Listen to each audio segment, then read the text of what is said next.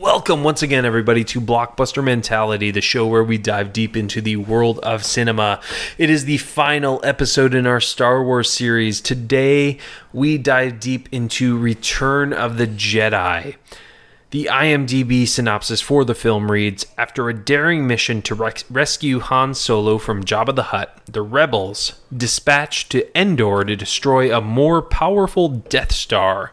Meanwhile, Luke struggles to help Vader back from the dark side without falling into the Emperor's trap. This is all in honor of The Last Jedi that came out, or comes out, depending on when we recorded this, on December 15th, 2017. So sit back, relax, let's talk some Star Wars.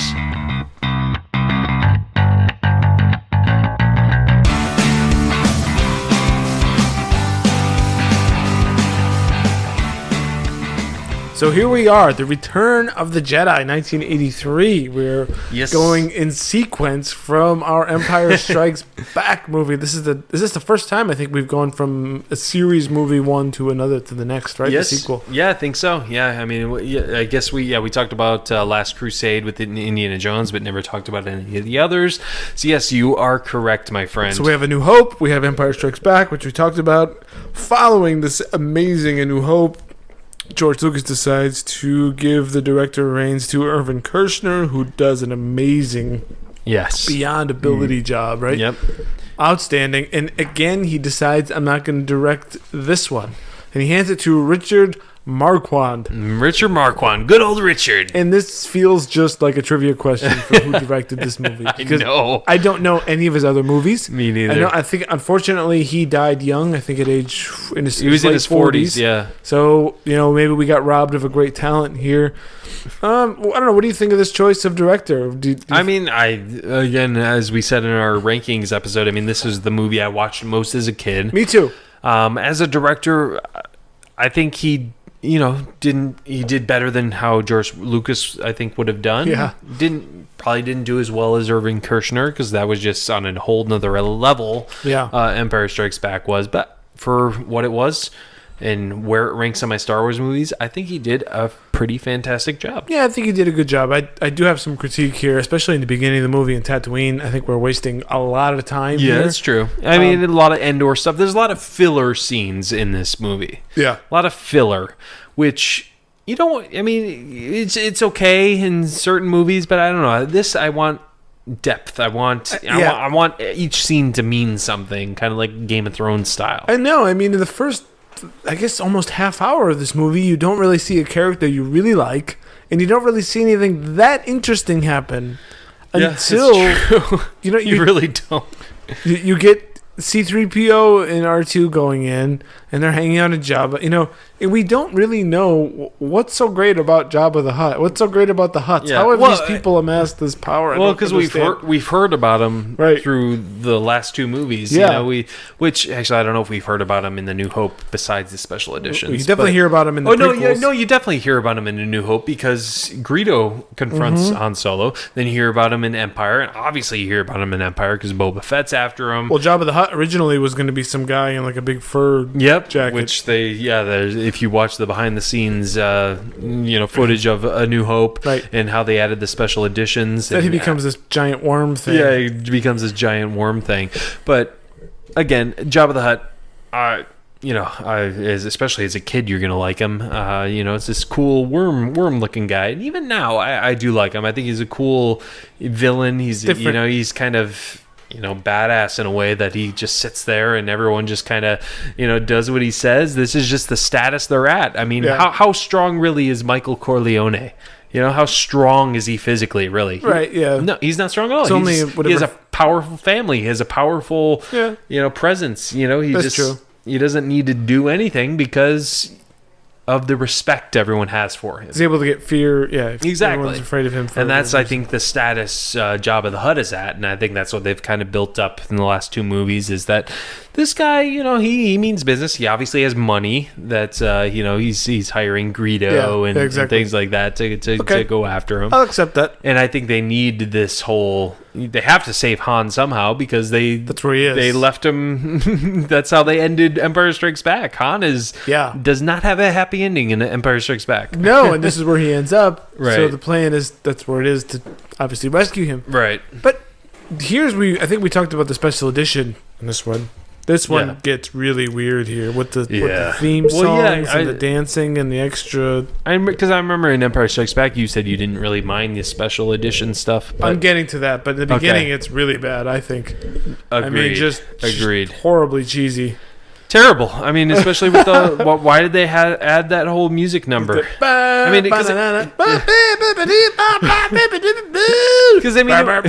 it's like because it was already bad with that stupid just puppet standing there. I forget what she was singing. I mean, it's all 80s. It sounds 80s anyways, but this edition is just terrible. Yeah, and now looking in retrospect, how terrible this was. This was 97 maybe on this one? Yeah, 97 we got special a sense edition, of how terrible, what this was like the hint of where George Lucas was going. With the prequels, and it's stupid. But the whole Jabba stuff, I get what you're saying there. I mean, the only actors that were really added in this that we didn't talk about in Empire Strikes Back, Ian McDiarmid as the Emperor. Right. Any thoughts on him? It's okay. He's really good in this, but it's okay. Well, I like the Emperor here. I don't like the Emperor in the prequels because this viewing again, I actually got more of an appreciation for a villain who controls Vader psychologically. Yeah. And I got more of an appreciation for that. Because he physically is probably not, right? Yeah. It would be a very different character, especially one that wants to convert Luke. You have to do it by messing with his head. Yeah, exactly. But I grow tired. I don't like, so to go to the prequels, I don't like Puppet Master stories. Because it's like, okay, dude, everything you do just happens to work out for you because you're the bad guy. I get tired. You see some of this in Game of Thrones sometimes. You're like, okay, well, you're the bad guy, therefore you're just going to win, right? Because you're just bad, and because we have a world where exactly. So I felt some of that in the prequels where it was like, well, you just keep lucking into these situations. You can't be that in control of all these outcomes, right? That's just... It's beyond, as you're like a god by this point. It's too much. So maybe the Sith Lord is like a god. I guess, but it becomes like, well, what's the point of all of it? You just throw all these things in motion, and so you're never gonna lose. Yeah, But so that's how he was in the prequels. But in this movie, you appreciated him, and especially because of what Yoda says, like, do not underestimate the power of the Emperor. Yeah, that was a great line. Don't fall into what Anakin fell into. with him. He was manipulated by him, obviously. So don't do the same thing. So obviously, this guy has some sort of clearly mental power. Yeah, so because I know you were talking about an Emperor in Empire Strikes Back, just how like. Why doesn't like Darth Vader doesn't need this guy, but obviously he does because it's all no matter how powerful you are physically, it's all psychological. Yeah, I guess this is where I'll just go ahead and say I reserve the right to change my mind. I think you need to say that before, but I'll give you the pass here. No, I think I might have been wrong. I don't like. All right, well, so Darth Vader is always number 2. That's kind of a general problem. He's never really in control until the end of this movie. Right. So I guess that's the part I don't like, where it's like, what, so he's still not in control? But I guess if you're going to have someone that is, it's got to be someone who has, like you said, mental powers or those powers of persuasion and psychological manipulation. Yeah. I just don't think it was done well in the prequels. That's understandable. I mean, I think I liked I think Ian McDiarmid was a great choice, and I think he's a great way to play the Emperor and this evil guy. He's such a jerk. Yeah, absolutely. Oh, your friends. I forget what he said. What does he say? Something about when your friends arrive. just like condescending, passive aggressive way of speaking. Your pathetic rebel fleet. I'm afraid that's quite operational. Oh yes, thank you. That's quite operational when your friends arrive. He's like making fun of Luke as if Luke was like crying in Right, like a crying voice. Oh, what are you gonna do? Squirt a little bit because I'm going to kill you. Oh, baby, you gonna cry now? You know, that was like basically what he was saying. Yeah, it works. It works. It's just like you do. If you're a director, you don't want people to like this guy, and it's your job as a director to make sure this guy conveys. Oh, what a jerk! It's your job as a director to get the best performance out of your actors, which George Lucas failed at in the prequels. Mm-hmm. Like, you need to be able to, tell the actor, no, you need to do it this way. You're too stiff here. You're too fake here, and I think George Lucas is terrible at that. Well, he's more concerned about little minor details. Right, exactly. He's like, well, does the shadow on the plane, is it correct? Does it move at the right angle? Rather than, hey, is this guy delivering the right line? Right, exactly. Well, no one cares about the shadow, right? That's like the stuff that he does. Right.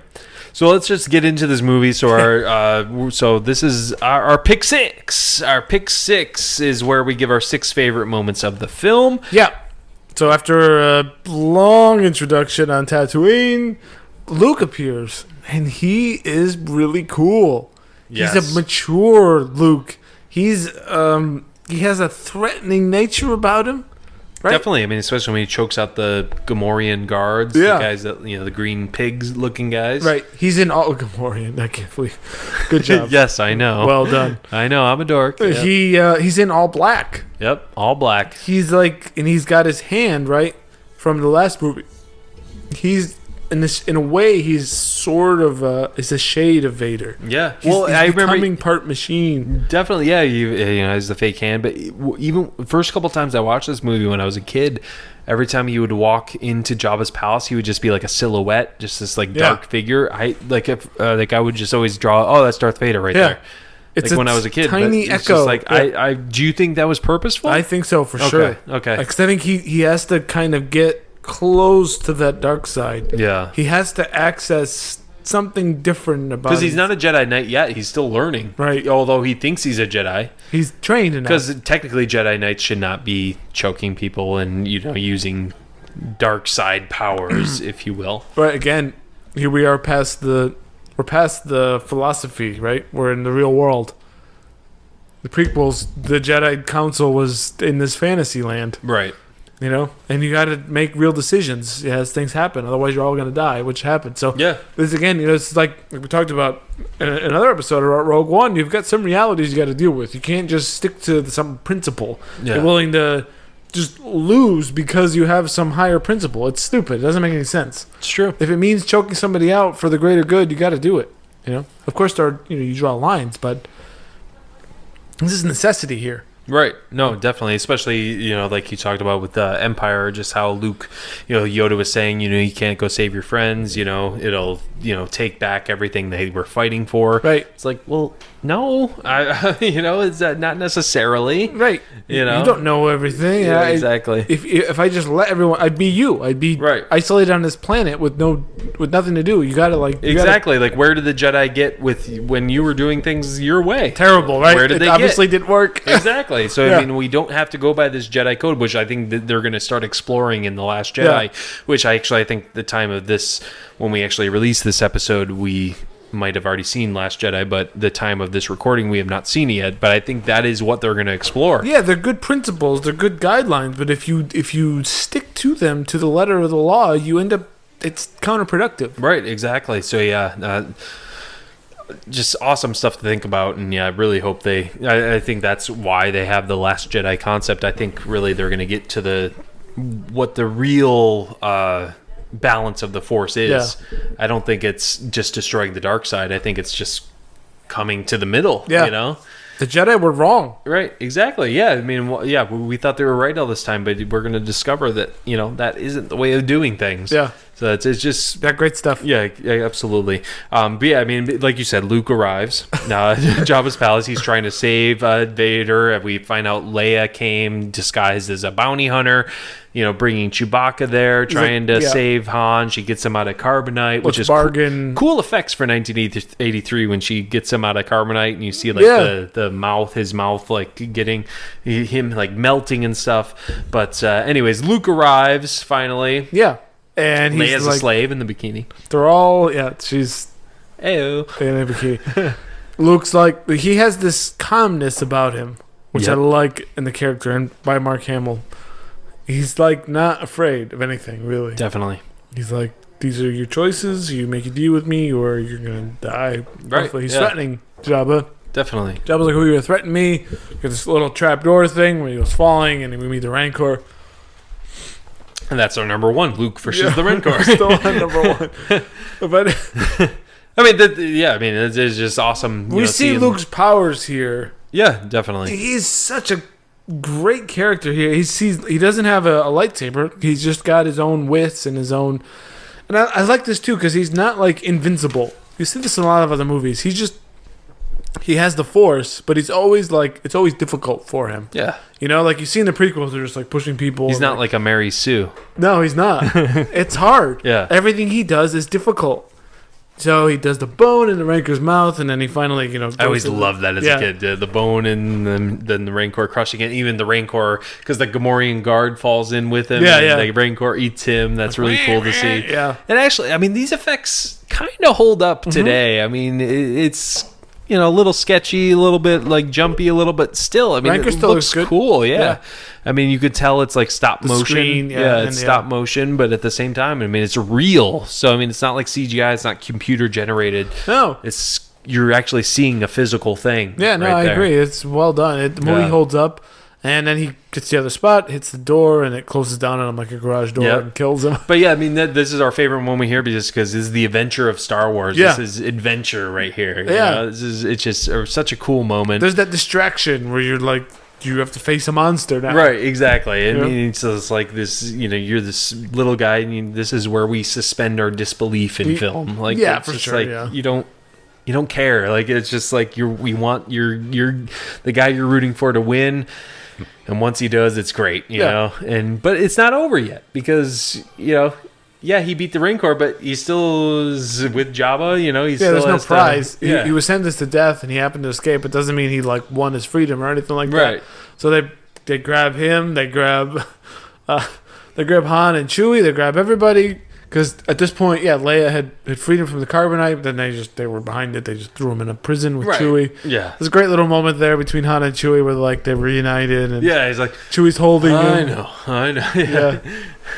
And then Han is blind from the hibernation sickness, Right. and then they interact with Luke, and he's like, "How are things are going?" And like Luke's like, "Same as always." And I was like, "That bad, huh?" Yeah, that bad. I love that little banter. Yeah, it's just like that they're old friends. That they're not just acquaintances. Right. They've had adventures together, and they've done these things together. So I like that back and forth. They're not going to be like, "Oh, Han, hi," that fakeness. They're just like, "Oh, hey." They're in trouble, and like, this is business as usual. I'm waking up. Yeah, and then exactly. They get sentenced to death of the Sarlacc, where they're going to be digested slowly over 1,000 years. Yep, and this is our number 2. Yeah, is basically sentenced to death in the Sarlacc pit.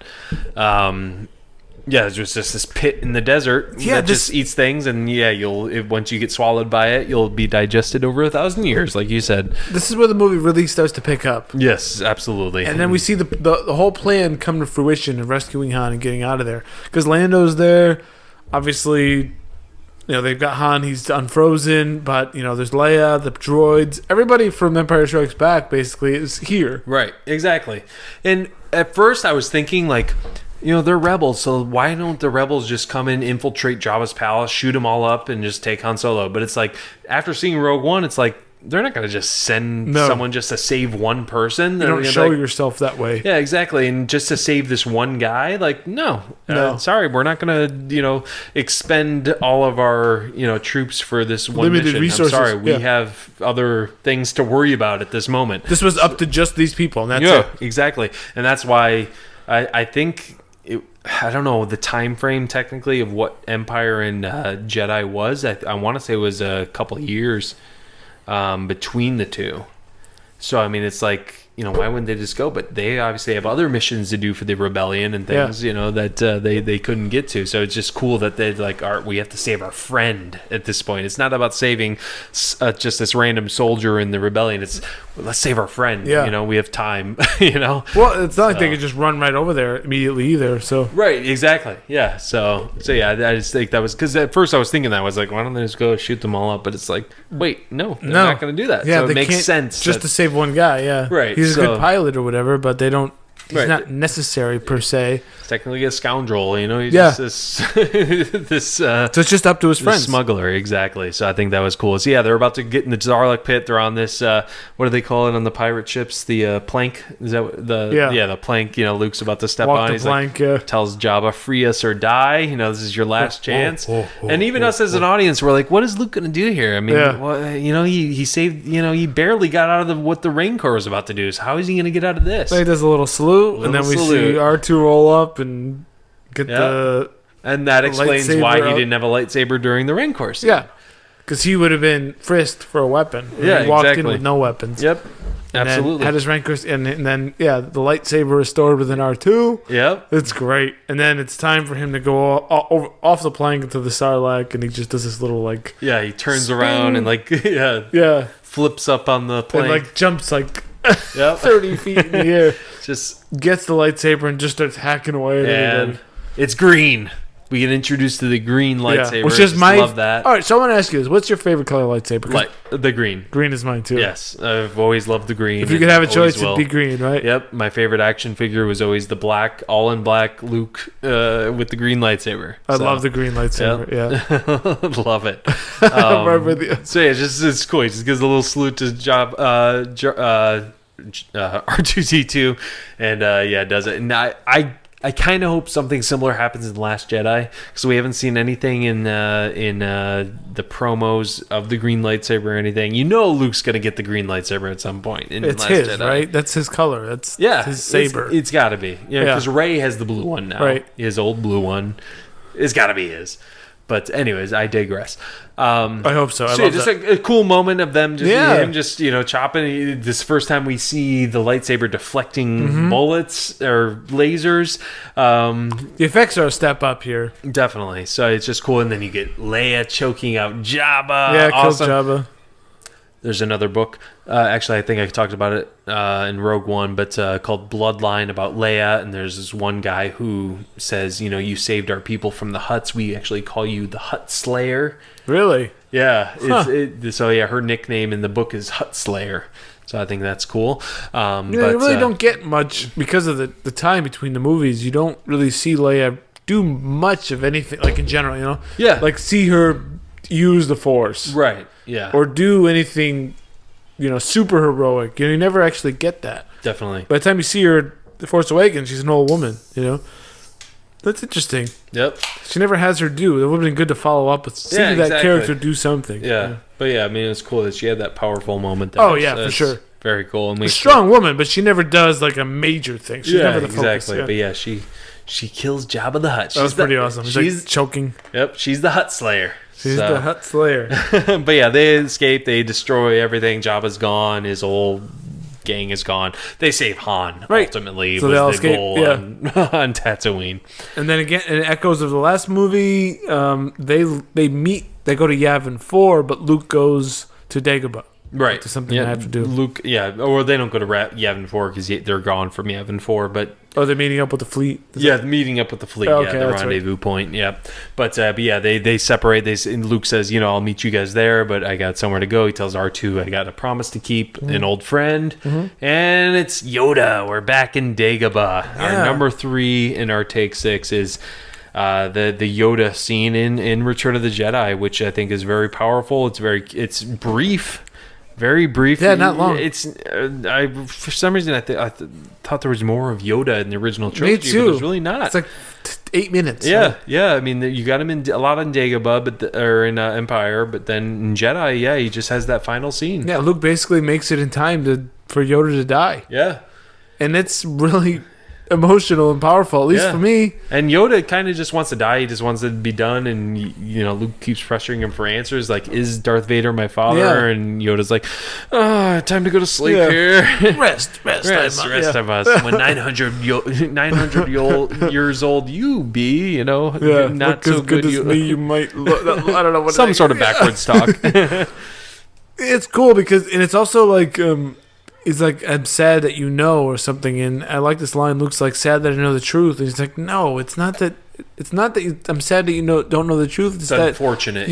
Or unfortunate. Yeah, it's like you weren't prepared for it mentally to learn that truth. Yeah, you needed to learn more about the Force and learn complete your training more before you knew about this. You got it in a state which made that even worse for you. Yeah, I mean, even like you said, like it is sad. Like, I mean, that's not the exact line, but yeah, I mean, I'm sad that you know that now. Like, I wanted you to learn more before you knew it. Like, we were trying to protect you. Like, this is. Not if you were going to learn it would be happen. Like as strong as you possibly could be mentally. Right. And at that point, Luke wasn't. I mean, he had raced over to save his friends. And the last thing he thought was that reveal that, Yeah. There's no way he was prepared for that. Right. No, definitely not. Especially in that movie. But yeah, I mean, Yoda even knows. But I mean, because Yoda thinks like, if you know that's your father, you're going to have turmoil. You're not, because Yoda thinks Darth Vader needs to be destroyed. Right. The Emperor needs to be destroyed. That's when you become a Jedi. Yeah.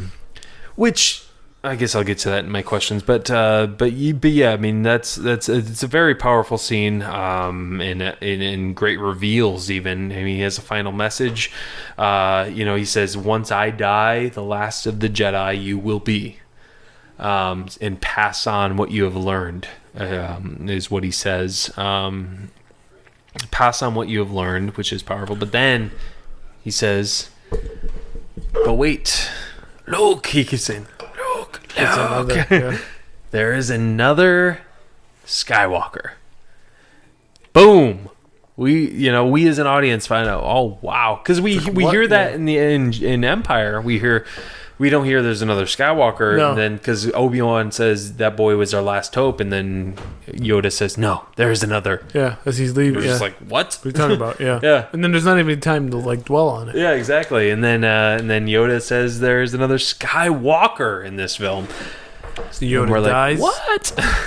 Yeah, Yoda dies. Luke's leaving, and then Ben appears.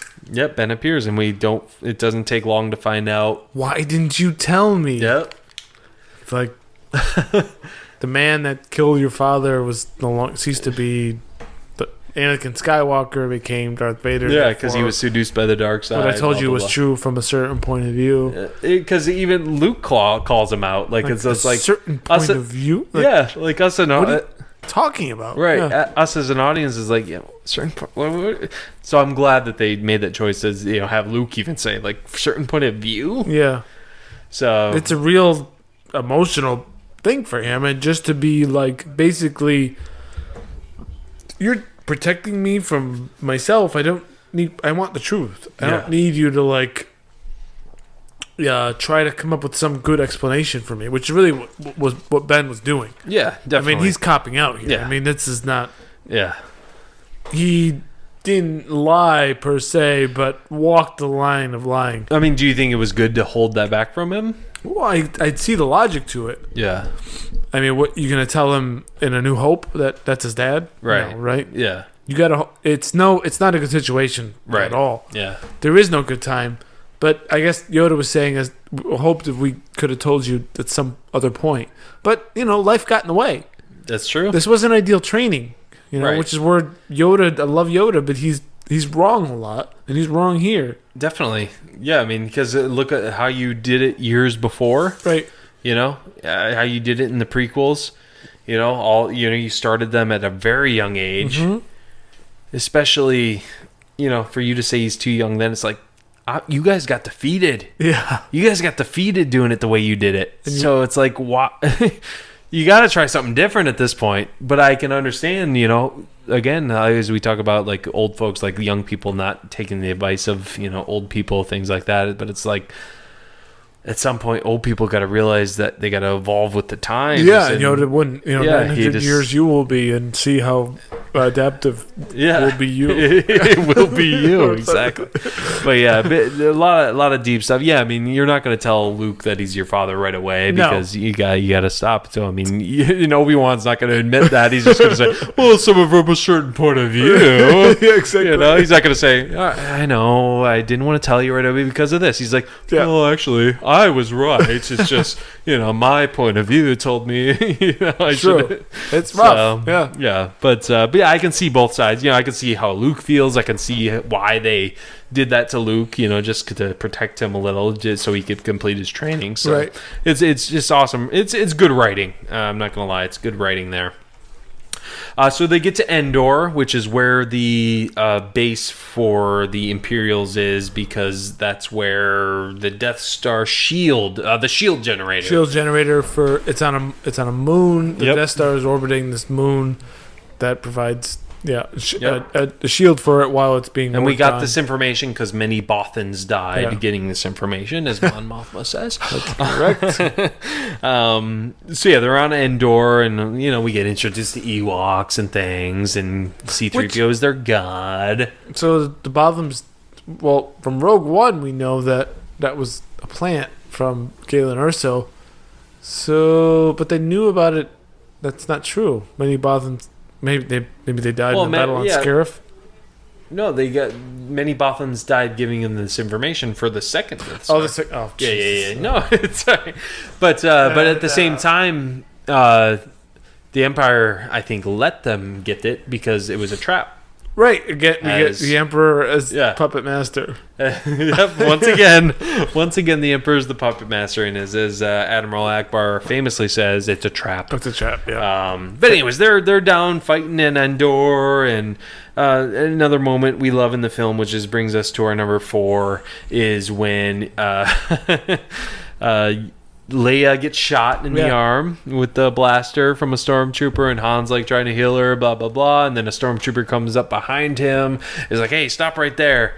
And then Han Solo sees Leia take a gun out of her side, and he sees that, he kind of smiles, and he says, "I love you." And what does she say back at him? I know. Love it. Just an awesome callback to Empire Strikes Back when, it was obviously reversed. Yeah. She saves him again, here. And it's really cool because I love this. There's a little bit of thing, too, because he's about to open up a door. Remember this? And he's like, "I think I got it." Yep. And then it closes. Yeah. It closes another door of the one they're trying to open. And you see the look on him, Harrison Ford's face. It's like, oh, my God, these people can't catch a break. Yeah, I love that. Yeah, I just had to include that in there. Great, this just because. Great moment. These two people, this love, they're even more in love now. She saved him out of the carbonite, and they're together. They're so intertwined. And I love how it's Han Solo, it's revealed that he volunteered for the Endor mission to be on the Imperial starship, and then I still need a team, and then Chewbacca volunteers obviously, and then Leia's like, "Oh, I'll go with them." It kind of reminds me of they're like a Jim and Pam situation, where they're like, "Oh, are they dating? Oh, why does she want to go with him? Why are they going together?" It's just for some reason watching it for the show, I was like, "Oh, wait a minute, that's kind of like that." They're like this kind of romance in the rebellion that people are don't know about, maybe. It's just kind of funny. I don't know. Yeah, because they you're right, though. They actually do drag this romance out over a period of years. Yeah, they do. I guess to think of it that way. Oh, wait, are they together? I don't know. So what, they're not... Well, because even Han in the movie is like, oh, you could tell Luke. Yeah, and that's later. You love Luke. Things so they just have tension for years. Yeah, basically. I can't imagine Han Solo... Well, they sticking around for that long. They birthed a wonderful child in Kylo Ren, so Yeah, that's a long time for him to wait for Princess Leia. I know, right? But yeah, I love that moment in the film. Great stuff. Great stuff. And then our number 5 is just the whole space battle. This is really cool. Really cool. Outside, I think Rogue One ultimately is the best space battle ever at this point. But this is 1983. Second only to Return of the Jedi. But yeah, seeing as 1983, I guess I gotta keep deserves kudos. Yeah, definitely. So they're sending the fleet over, and they're they get no readings on the shield. Right. Yeah. So they're ready to attack, and then I love that, just that immediate with like, how could they be jamming our communications if they don't know we're coming? There's like all ships pull up, right, and they're like go, because they were ready to make their assault. I love that. I do too. And then that's where the Emperor is like, oh, I'm afraid. Be quite operational. This whole thing like, your rebel fleet is destroyed. He was like, you suck. Everything you believed in sucked. Yeah. You piece of garbage. Oh, man. Your friends are terrible. And now you're going to join me or die. Join me or die. Yeah, it's just awesome because you got Lando leading he's the general in the Rebel Alliance that's leading the whole mission, which is great. He gives Han Solo gives him the Falcon, saying, "Oh, you're not going to give it a scratch, right?" And I just love that banter between them. Like, have your word. Yeah, have your word. Just awesome. That makes me love Lando even more. Yeah, this is cool too because they've got a trap and they're just like this. Empire's fleet of just Star Destroyers just sitting out there. So Lando makes the correct move, which is because the Death Star is now operational. They shoot one of the big Allied ships. And they're like, let's just attack these ships directly and at least get away from the Death Star, which is shooting at us. So we get these they're just bombarding these big ships. This is really awesome, right? Because you get that runaway ship that crashes into the Star Destroyer. That's like a super. Is it called like a super Star Destroyer or something? Whatever that. Super huge, Star Destroyer. Yeah. That thing is like freaking huge, 1,000 times bigger than a Star Destroyer. And it crashes into the Death Star. So it's just like anything you can do. Like this is our last shot at the at the Empire. This is our last chance.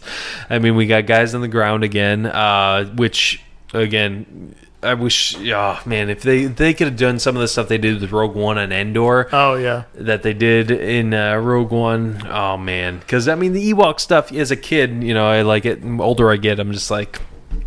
It's okay. Kind of silly. Well, I could see, there being these creatures on a planet. Right, yeah. I kind of buy that. No, definitely. But, the battle isn't that satisfying. Right, exactly. Yeah, the ground battle. But, yeah, the space battle is just awesome. Although there is that bit where they first capture them and then C-3PO is like their god. Yeah, that's pretty cool. I like that, that element to the story. Well, I like it, especially because you see Luke Skywalker's power, because he's never worried. In this whole film, he's actually never worried until the end where he loses his cool. But when they're on Endor and they get captured, he's not concerned. And then he lifts 3PO up, using the Force to. I love the music. That's a great little spot. You see, the good that is Luke now and how strong he is and how he's whatever the situation is, we're gonna make it right. Kind of thing. Definitely. Yeah. The score goes a long way with that. Yeah, for just sure. Because it's not happy music, it's not sad music, but it's it's just dramatic music. It's just okay. Exactly. This is what this guy's working with, and then he gives himself up to Darth Vader, right? Which the Emperor even foresaw. He said, he will, reveal himself eventually, which I think is... Everything's proceeding exactly as I have foreseen. It's okay, I get it. I get it, yes, but at the same... The conversation with Vader and Luke up in that little, transport area, when he turns on the lightsaber. And yeah, it's very cool. That's the side of Vader you've never seen. So that scene, Luke brings up Anakin, my father was once Anakin. Vader says that name means nothing to me now. Mark Hamill's strength here. Yeah, strength is great, and then he brings him up to the Emperor, right? Well, yeah, but that's just I forget what happens, but then he says that my father is truly dead. Oh yeah, because you're gonna have to join. Vader says what? You're gonna. Something about the Emperor and you've got no choice. Join. Yeah, you have no idea about the power of the dark side. Yeah, you'll learn exactly. And then my father's truly dead, and then he walks away.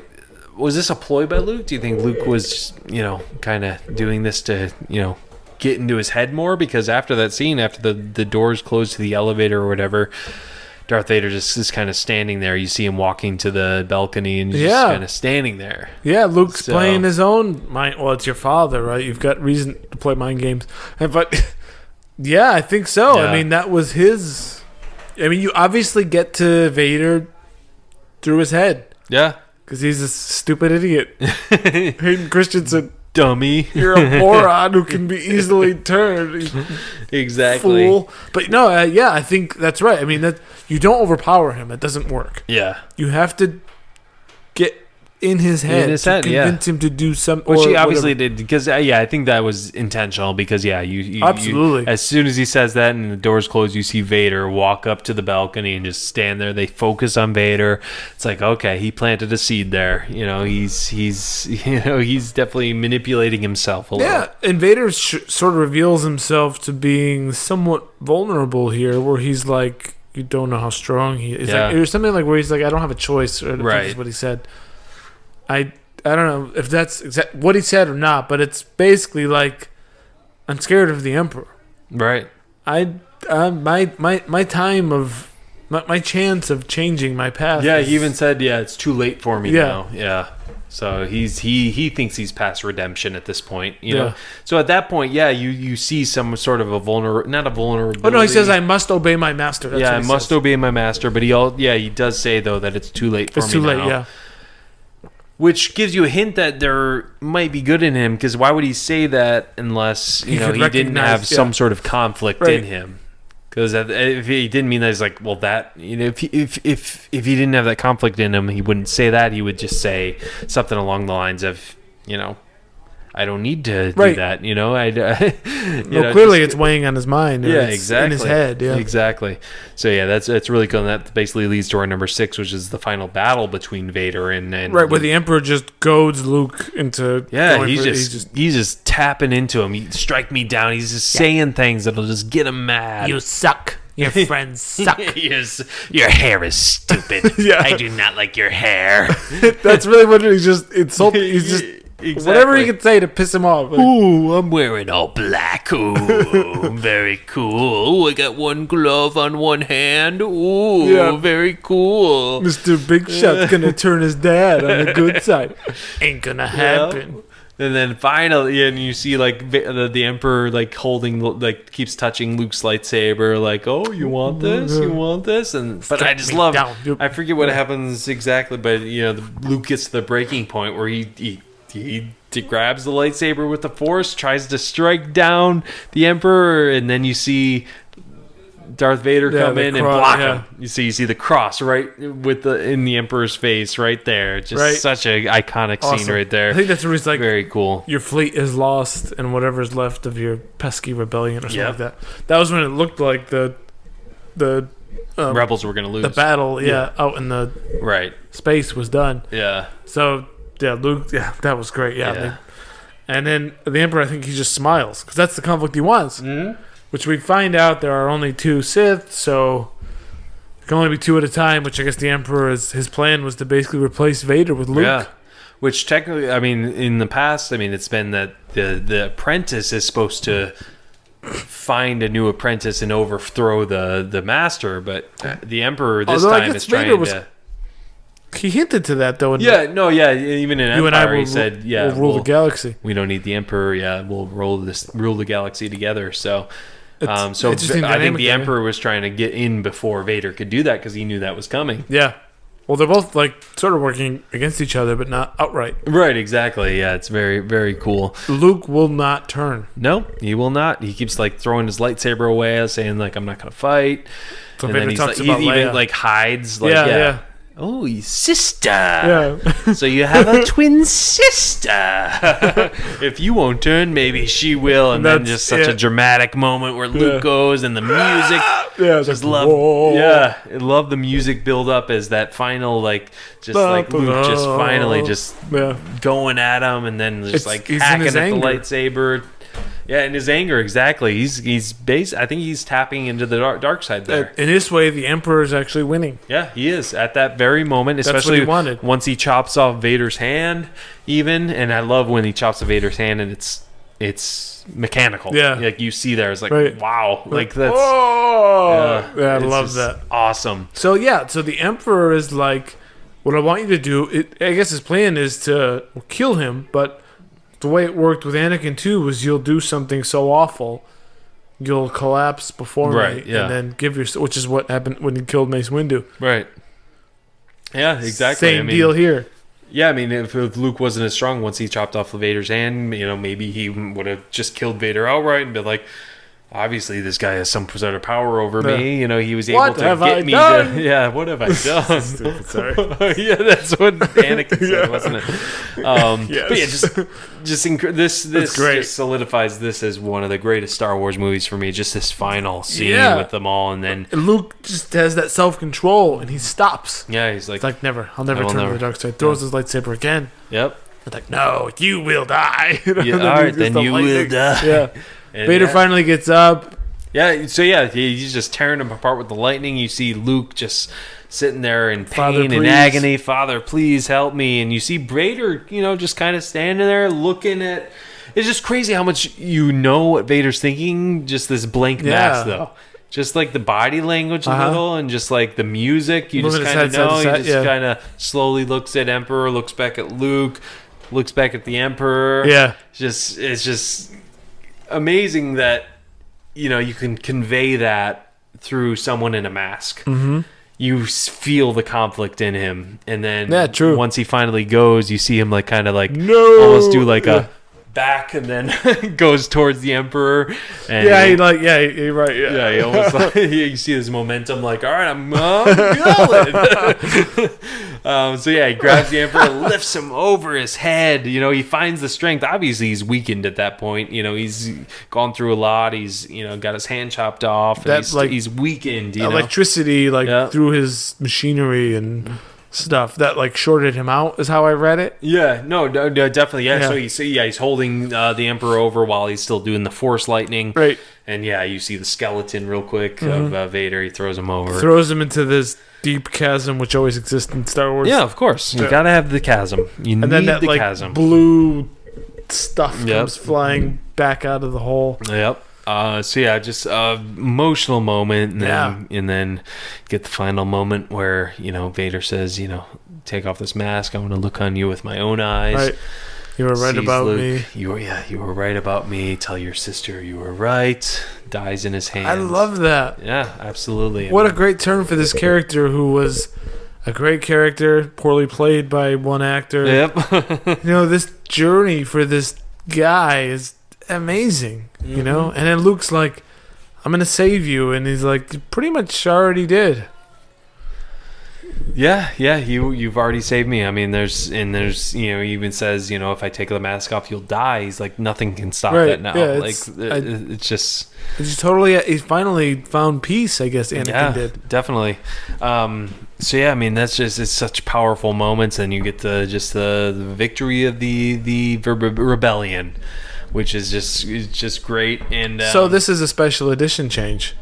Yeah, which I'm fine with this part of the special edition changes. I actually, if of all special edition changes, this is the one I like the most. Okay, this ending scene. I think this is more appropriate than that. Yup. Dun, dun, dun, dun, oh, just the music. Yeah, the music, the whole scene. This is like a 5-minute thing introducing the other worlds. Well, I love when they show Coruscant and they show the big statue of the Emperor falling. I think that's really cool. Everybody celebrating, the fireworks. Yeah. The music to this is more appropriate, I think. Yeah, definitely. It's very good. Yeah. It's just sort of it's happy. I don't know. It hits all emotions. And for some reason, this end theme makes me almost well up. Yeah. I agree. Yeah, this is one of the best endings in Star Wars. I mean, even with before the special editions, I felt this way too. But it definitely enhanced it. I think it's better. Yeah, I agree with you there. I think this. It's a better song. It's a more mature song.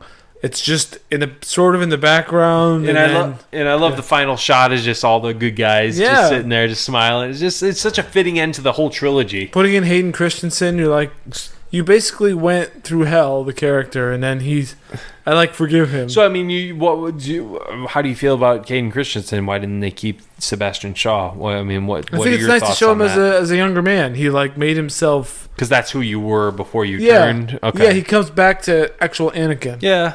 Not the Anakin post Vader. Right. His spirit is somewhat whole again. Right. Yeah. That's how I don't hate on that as much as other people do, just because. Yeah. I mean, that's who he was. It makes sense. I'd like to see him get some kind of be good again as what his potential is, sort of, you know what I mean? Yeah, no, I totally. I like seeing and then to see Yoda and all that tension between Yoda and Obi-Wan, and now they're okay. Yeah, absolutely. So yeah, I love that they're all standing there, and just I mean, for Vader turn, it's just like, I know there's still good in you. Luke says in the beginning of the film, it's just like goes to show you, obviously this is a movie, but everyone has the potential for redemption. Yeah. I mean, no matter what you've done, it really never is too late. And even if you do it just for yourself, I mean, that's, at least you're going to be at peace with yourself. Yeah, you're doing peace, if there's, a God or a higher power, or if you believe in that, you're at peace with him, it's just... Yeah, I mean, it follows those things karma for sure. or something here. Yeah. I mean, the Force almost, I guess, is sort of like a religion. Yeah, definitely. I mean, it definitely follows those parallels. I guess it sounds stupid to say it like it's I mean, that's really this is like a science fiction version of a religion. You believe in this thing, but it's real. It's not fake. Yeah, exactly. So I guess people might get mad if they're not like Force sensitive and they don't have a chance of doing whatever. Yeah, but that's true. But I don't know why I just saw that. But if you believe strongly enough and you sort of do the right thing, you do get a reward. And Qui-Gon opened that door up to everyone else who's Force sensitive. It's pretty amazing stuff. Definitely, it's powerful. I love this lore that is Star Wars. Yeah. I think it's really cool. It's, you can explore the themes of it and just get wrapped up in it. And I just love it. I love this movie, and just powerful ending. I mean, the ending kind of makes this movie for me brilliant. Well, the last hour and 15 minutes is spectacular. Yeah. But before that, the first half hour, 45 minutes is kind of not so great. I think I looked at the timestamp, and I think it was minute 40, 45 after they got off of Tatooine. So, but I mean, even so, I mean, this is just an incredible film. Yeah. The great stuff that happens in this movie is unforgettable, and is like some of the best stuff that happens in all the saga. It's so good. And you get these characters again, these well fleshed out characters doing this. Right, Luke, he's so he's unflappable. Yeah, he really is. Yeah, but he had to take a long time to get to that point. And I mean, he did succumb a little bit. He let his feelings get the best of him when he finally tried to attack the Emperor. Right. But at the same time, he was fighting Vader. He chopped off his hand. Even he had the chance to kill him. He didn't. He still held. At that point, it would have been over. Yeah, if he gave in, it would have been done. Right there, him holding back made him a Jedi. Right there. Yeah. Right there. He did as much as he could. Absolutely. Did you have any questions on this movie? Our segment, Who's the Idiot? Me or the movie? Did you have any questions? No questions. I got just some critique. Was it after... do you have any questions? I think it just reminded me when I actually asked that last one was just why did he have to confront Vader to be a Jedi? Other Jedis don't have to confront the Sith to be a Jedi. Yeah, why is that? I don't know. Yeah. Maybe that's because he's the last Jedi, maybe? Or well, I guess out of necessity, but also maybe that's there's nothing else that I can teach you other than you actually overcoming that on your own. Yeah. That's a level of... Because obviously Luke didn't want to do it. Right. So I guess it's a way of getting him to do what needs to happen. Yeah. But also in a way it represents... For him to be mature enough and strong enough to do it, he has to... It is in itself an accomplishment. Yeah. No, that's the only thing I can say. Yeah, makes sense. Okay. That's it for me. But other than just plot device. Yeah. Plot, obviously. But so how would you rate Return of the Jedi? The only thing is there's really, again, the beginning, there's some kiddie stuff. There's the torturing of the droids, that whole thing of the branding the feet. That's all. Yeah, a lot of fillers. You'll be made to learn discipline and all that. But you'll soon learn some respect. Right. But in terms of stars and popcorn, I'm gonna give this 2.5 stars and 3.5 popcorns. 2.5 stars. Wow. Yeah, I don't think it's a great movie. I like I guess, it. yeah, I've got in your, a soft in your spot rankings, for it. you had this lower than I thought you did. So, yeah, that makes sense. Okay. I love the movie, but I just like it more because it's a Star Wars movie. Yeah. Okay. I got that. What about you? I give it 3.5 stars and 3.5 buckets of popcorn. Okay. I mean, I think it's just as entertaining, but I think the weaknesses really do weigh it down just in terms of a quality rating. I could see that. Makes sense. The good stuff is great. How do you... I mean... Do you think this wrapped up the trilogy? Yes. Perfectly? I thought this was done, and there was no reason to revisit this story. Yeah. To me, and I guess that's what I didn't like about Force Awakens. Go ahead. No, I think the story's done. Yeah. I don't need to see Han Solo and Leia what they do. Maybe you might want to show me Luke as a hermit character, which he ends up in some other thing. But I think I've got the questions answered. I'm not left hanging here with needing any more information. Yeah, I mean, we don't need any more, but if they're going to give us more, I'm going to take it. I mean, I'm not going to. There's nothing I can do to stop it. But I can see what you mean there. But yeah, it's just.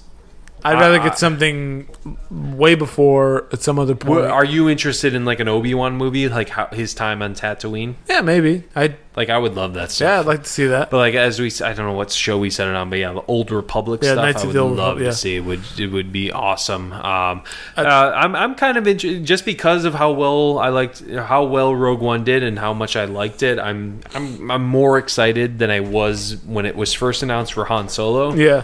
Well, it's interesting too because I'd like to see something that maybe shows some sort of a sympathy towards the Empire, because that's what they've been doing in the books a lot, which is cool. Yeah. And in Battlefront, even the new Battlefront game, Battlefront 2, that has a story mode now. It's awesome. I like to see that. Shows that. So it's like these people, they work for the Empire. It doesn't mean everyone's bad in the Empire. They're just trying to, they're fighting for what they think they should fight for, but there is that turmoil. I thought about that during Rogue One, especially started giving me all these thoughts about where they could go with the universe, right? Because you're introducing new characters in this place now, so you inevitably fall on one side or the other, sure, right? Yeah.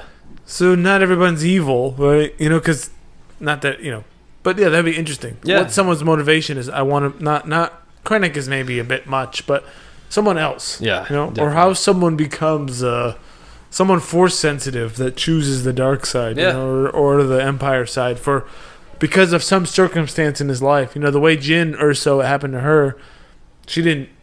It just that stuff was happening to her. Yeah, it just happened. Yeah, I mean, she was trying to avenge her family or whatever, and it wasn't like she grew up like I love the rebels, right? Per se, yeah. So something like along those lines. No, I totally see where you're coming from there. So yeah, I mean, even though you didn't like Force Awakens, are you still excited for Last Jedi? Oh, definitely. Okay, I think this one's gonna be better. Yeah, I agree. I'm gonna watch it anyway because I love Star Wars. Yeah.